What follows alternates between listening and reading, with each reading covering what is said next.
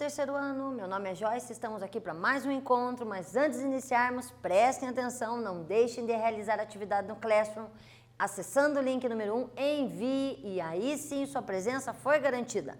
Também observem a sistemática da dificuldade, muitas vezes, de acesso, entre em contato com sua escola para requerer das atividades. E também preste atenção às nossas aulas e faça um canal direto com o seu professor esclarecendo dúvidas. Hoje, continuando a linha de fonte energética, nós vamos observar as fontes ligadas à sustentabilidade. Para que isso seja atingido, os nossos objetivos estão, logicamente, reconhecer o quesito sustentável dentro das fontes que nós utilizamos e também identificar possíveis fontes que deverão ser mais aprimoradas e mais utilizadas na sequência. Antes de continuarmos, temos que ter uma noção, logicamente, do que essa frase nos remonta, onde que diz: a energia sustentável é toda a energia elétrica obtida através de fontes renováveis e gerada sem grandes impactos ao meio ambiente. Então, a gente já observa que o foco da aula é ligado à energia elétrica. Mas dentro desse quesito aparece a palavra sustentável. E dentro dessa sustentabilidade a gente puxa aquele resgate do renovável e não renovável e faz uma análise dentro da categorização em que requer um volume de consumo consciente e não extinção da captação ou da utilização, como era antigamente defendido a sustentabilidade, e sim uma utilização consciente, ok? Para que isso, vamos resgatar o que são fontes de energia sustentáveis. Seriam fontes que são utilizadas de maneira renovável e que, logicamente, traduzem uma produção de energia limpa. Para que isto, elas devem, então, ter uma grande quantidade de material, devem ser colocadas dentro daquele quesito inesgotável perante a sua reestruturação e, por isso, nos dão um prazo longo para serem aproveitadas na geração da eletricidade. Dentro disso, nós observamos que nós temos várias possibilidades pelo mundo, destacando o potencial econômico e natural de cada lugar. Observamos também que existem ainda controvérsias ligadas a isso, porque ainda temos muito fortemente utilizado recursos considerados não renováveis e que, logicamente, a mentalidade deve ser mudada nesse quesito.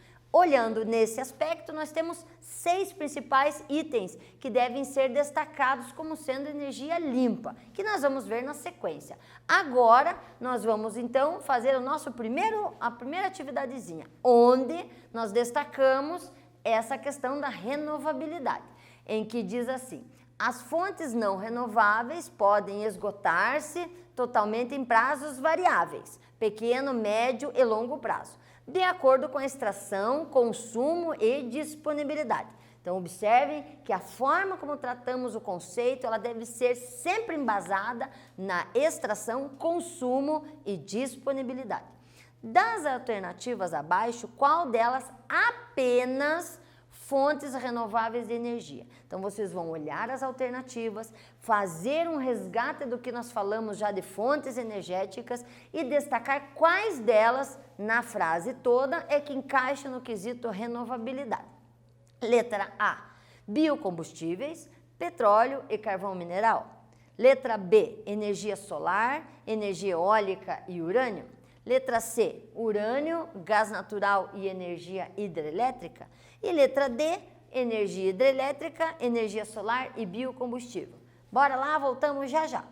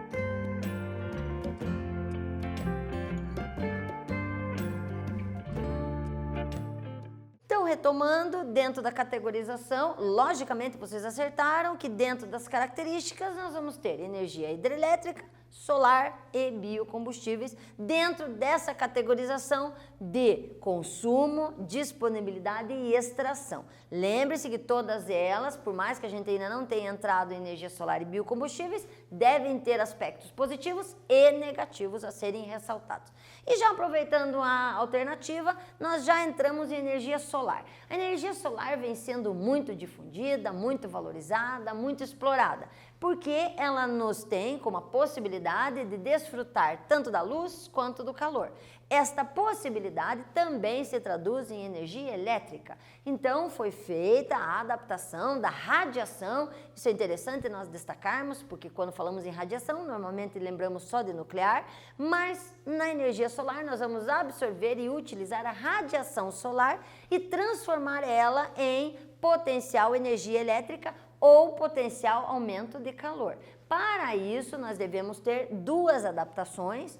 Uma é a que talvez seja mais visualmente perceptível por vocês, de placas de borracha colocadas nos telhados das casas. Nesse, a energia solar causa um aquecimento da água que passa pela placa.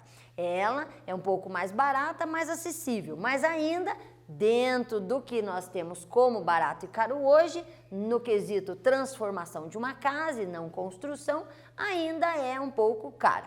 Já outra em que você tem a absorção da radiação, nós temos as placas fotovoltaicas, que transformam a radiação em energia e aí possibilita uma utilização, uma automação e até uma certa autonomia da residência, do prédio, da indústria. Só que essas sim são ainda caras dentro do contexto em que nós vivemos hoje, mas tem as suas vantagens, obviamente. Dentro dessa utilização, a gente pode ver nesse esqueminha super básico, em que as placas, então, não são aquelas de borracha, de aquecimento da água, mas são as fotovoltaicas, absorveriam a radiação. Essa radiação seria emitida para um inversor solar, que transformaria isso em corrente elétrica, e essa corrente elétrica seria adicionada ao seu quadro elétrico, onde tem lá os resistores, e de lá iria ser transportada para toda a residência. Isso, logicamente, poderia ser transmitido para outras residências, uma vez que a adaptação e a transformação ali excedesse o consumo local. Muito interessante, mas dentro daquela perspectiva que eu disse a vocês. Se for numa casa já pronta, vai requerer um pouco mais de custo. Uma casa em construção ou um prédio em construção vai poder se diluir esse custo e um aproveitamento melhor. Com certeza, ao longo prazo, isso vai ser muito utilizado, porque, claro, vai sendo barateado com o tempo, obviamente. Dentro dessa perspectiva, não podemos deixar de levantar a questão das vantagens e desvantagens. Na energia solar, nós temos como vantagem baixa necessidade de manutenção, uma vez consolidada, solução para áreas ou momentos em que haja decréscimo do fornecimento energético, uma durabilidade mínima de 30 anos dentro da estrutura, falando em placas e tubulação, coisa e tal, e, logicamente, falta de espaço. Quando falamos em desvantagens, aquilo que eu já mencionei, nós temos a imposição de um alto custo inicial para transformar o local, nós também temos um sistema que possui uma capacidade de armazenamento limitada em algumas situações e, obviamente, algumas coisas ligadas ao meio ambiente, como, por exemplo, materiais de algumas placas que não são adaptadas ao muito paranaense falando, as oscilações térmicas, levando as placas trincarem. Aí, quando elas são trincadas, elas têm que trocar automaticamente. Por isso, muitas vezes o custo se eleva. Mas é muito interessante dentro do aspecto a médio e a longo prazo. Outra energia que também é considerada dentro da situação de sustentabilidade é a biomassa. Da biomassa, então, você vai ter o aquecimento do material orgânico e desse aquecimento do material orgânico, que pode ser cana-de-açúcar, madeira, palha de arroz, óleos vegetais, entre outros, você vai ter, então, o aquecimento e desse aquecimento potencial geração de energia elétrica. Só que aí já puxa o primeiro aspecto negativo desta forma de energia, que é a liberação dos gases tóxicos a partir da queima. E isso impacta de maneira acentuada a questão ambiental. Dentro desta observação, esse esqueminha também bem simples, que nós resgatamos da internet, faz uma análise de como é que funciona essa situação. Então, nós vamos ter aqui a entrada da fonte primária, essa fonte primária, então, é aquecida, queimada, literalmente, na caldeira, vai produzir o vapor, esse vapor vai ser direcionado para a turbina, que gira. Essa turbina vai receber resfriamento para controlar a situação e desse controle da geração elétrica é indicado para a usina de distribuição. Essa usina de distribuição vai ser diluída de acordo com a necessidade. Então, é uma área que não é muito grande, também é concentrada e isso potencialmente, dependendo do lugar, é interessante. Dentro disso, nós temos como é essa transformação. Então, nós temos duas formas principais da transformação da biomassa. Uma é a chamada pirólise e outra é a gaseificação. A pirólise, então, é quando eu tenho extremas temperaturas sendo colocadas no material. Nessa, nós vamos ter a presença do oxigênio e essa decomposição vai me dar a solução elétrica necessária. Já a gaseificação é o mesmo procedimento, só que na ausência do oxigênio. E isso vai ter como produto final um gás inflamável. A relação entre uma e outra é que esta tem maior temperatura, esta menor, esta tem oxigênio e essa não tem oxigênio. E aí, logicamente, depende do volume e do material utilizado. Outras situações é a combustão e a cocombustão, onde você vai ter a queima novamente por altas temperaturas, só que ele é que vai mover literalmente as turbinas, e a cocombustão é quando você tem uma questão das termoelétricas, que é a mais utilizada no Brasil. Então, dentro do aspecto brasileiro, a utilizada por nós em maior quantidade é a cocombustão. Dentro das vantagens e desvantagens, o que a gente observa? Vantagens da utilização da biomassa. Baixo custo, fácil armazenamento, eficaz, emissão de gases em quantidade razoavelmente menor comparada com outras e, logicamente, utilização de recursos plantados renováveis. Desvantagem: difícil o armazenamento, contribui logicamente para a emissão de gases tóxicos, chuva ácida, elevado custo no material, então para você implementar ela também é cara e logicamente provoca graves impactos ambientais com a queima, além da destruição de flora e fauna local. Agora, para fechar esse segundo bloquinho, vamos a um exercício. Nesse exercício nós vamos falar sobre energia solar, que apresenta muitos fatores positivos, como o fator de ser renovável, ocupar espaços reduzidos e, em comparação a outras fontes, não emitir poluentes na atmosfera. Além disso, a atividade advinda de raios solares é abundante e pode ser bastante produtiva quando devidamente aproveitada. No entanto, ela apresenta algumas desvantagens, destacando, então, desvantagens da energia solar. Letra A: baixa necessidade nas regiões de maior insolação. B: elevados custos das instalações. C: a inacessibilidade em lugares remotos. E D: frequente necessidade de manutenção. Marquem aí qual é alguma desvantagem da energia solar. Voltamos já já.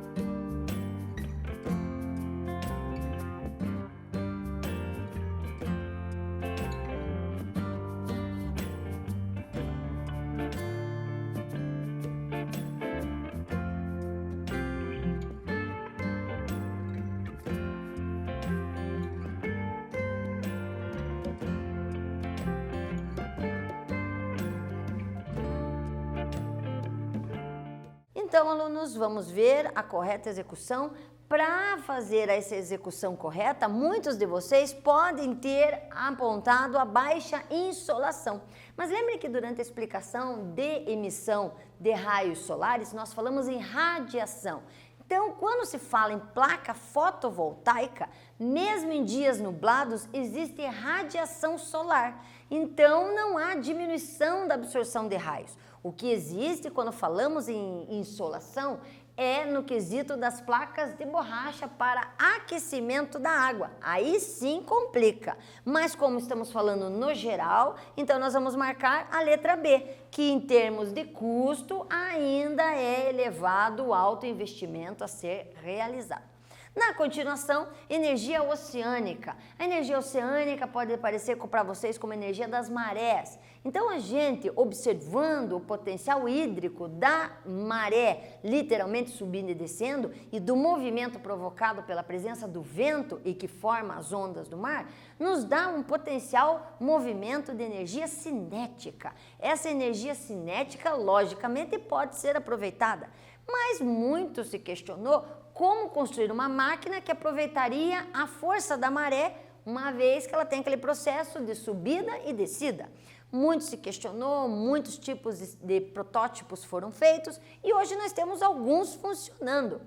Dentro dessa situação, vê-se muitas bombas, muitas formas de utilização. Primeiramente, pensar em máquinas que se moviam, hoje já em desuso por causa do seu alto custo. Mas dentro de um esqueminha que eu busquei na internet, nós temos este exemplo, onde você tem um sistema de bombeamento em que você constrói uma barragem na margem, na praia. Nesse sistema você tem essa parte que vai literalmente subir e descer de acordo com a maré e ao movimentar esta alavanca vai fazer com que haja geração de bombeamento em turbina. Esta turbina sendo gerada vai então para uma central energética que capta essa energia, passa para um reator e do reator então vai ser dividida para as redes de transmissão. Altamente fácil e pensando no potencial brasileiro, poderia ser muito mais utilizado visto o tamanho da nossa costa.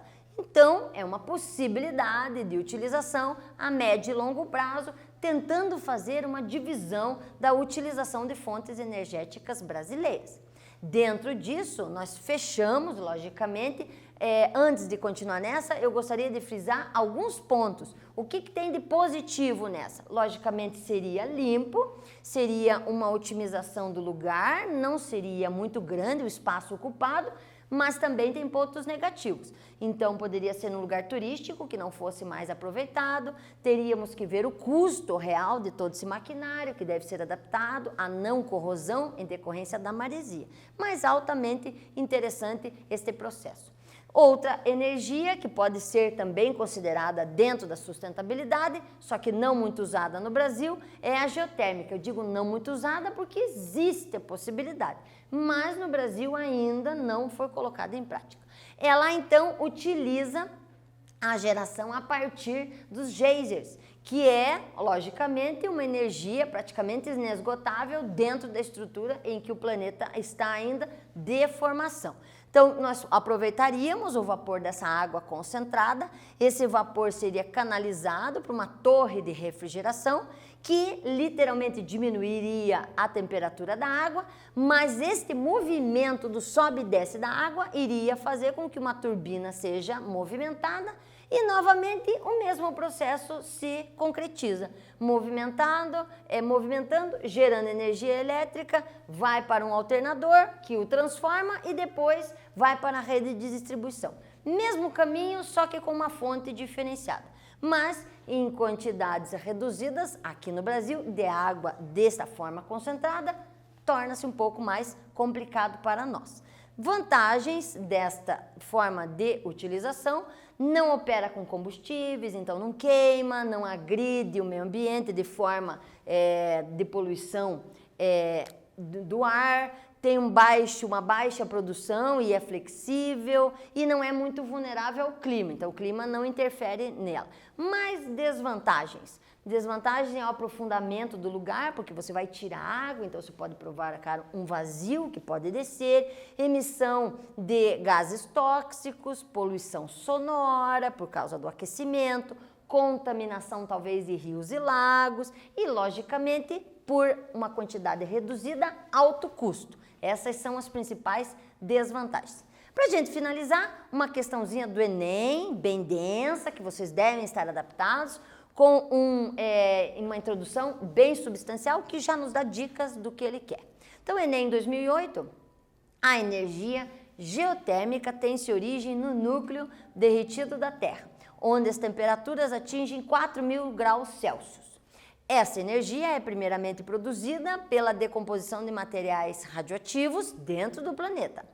Em fontes geotérmicas, a água, aprisionada em um reservatório subterrâneo, é aquecida pelas rochas ao redor e fica submetida a altas pressões, podendo atingir temperaturas de até 370 graus Celsius, entrando em ebulição. Ao ser liberada à superfície, a pressão ambiente, ela se vaporiza, se resfriando, formando fontes ou geysers. O vapor de poços geotérmicos é separado da água e é utilizado no funcionamento de turbinas para gerar eletricidade. A água quente pode ser utilizada para o aquecimento direto ou usinas de dessalinização. Veja a quantidade de coisa que a gente pode utilizar aqui. Disso, desprende-se das informações acima, que são usinas geotérmicas. Então, vocês devem marcar a correta. Letra A. Utilizam a mesma fonte primária de energia que as usinas nucleares, sendo, portanto, semelhantes em risco decorrente de ambas. B. Funcionam como base na conversão de energia potencial gravitacional em energia térmica. Um pouquinho de física aí. C. Podem aproveitar energia química transformada em térmica no processo de dessalinização. D. Assemelham-se às usinas nucleares no que diz respeito à conversão de energia térmica, cinética e depois em elétrica. E letra E, transformam inicialmente energia solar em energia cinética e depois energia térmica. Perguntinha peculiar, bem Enem, misturando matérias. Bora lá, voltamos já já.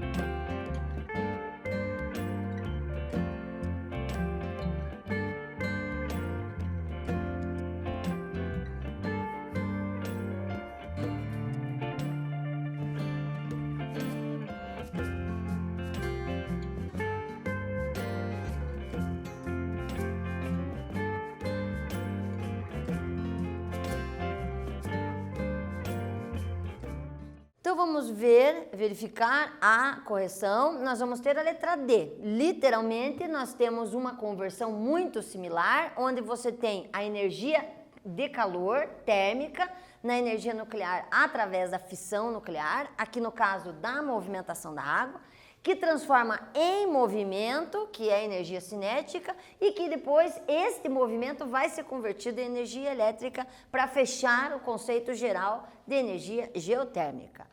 Na continuação, para nós fecharmos, obviamente, vamos puxar. O que fizemos hoje? Nós demos um conceito de energia sustentável, verificamos a possibilidade de uma utilização a médio e a longo prazo e não a ausência de. Vimos um pouquinho alguns tipos de energia sustentável, podem ser que venham outros ainda a aparecerem no decorrer do processo.